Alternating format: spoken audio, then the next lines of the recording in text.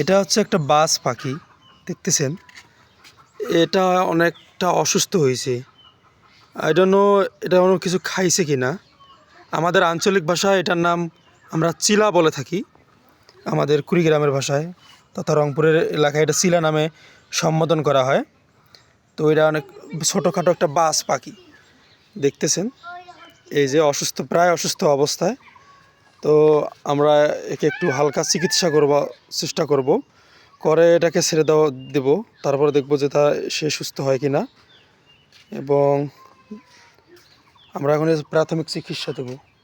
আসলে এটা কী সমস্যা হয়েছে বুঝতে পারতেছি না, মনে হয় কিছু বিষাক্ত জিনিস খেয়েছে, দ্যাটস ওয়াই সে এতটা আক্রান্ত হয়েছে।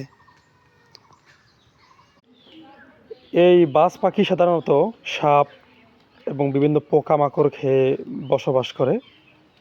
এরা বসতি বাড়ি থেকে ছোট মুরগির বাচ্চা এবং হাঁসের বাচ্চাও ধরে খায়।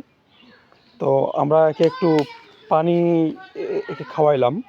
তো এখন আমরা অবমুক্ত করার চেষ্টা করব যে আসলে সে উঠতে পারে কিনা, একটু চেষ্টা করব ছেড়ে দিয়ে সে আসলে উঠতে পারে কিনা। যাও দেখি, যাও যাও যাও যাও যাও যাও যাও, সে অনেক অসুস্থ।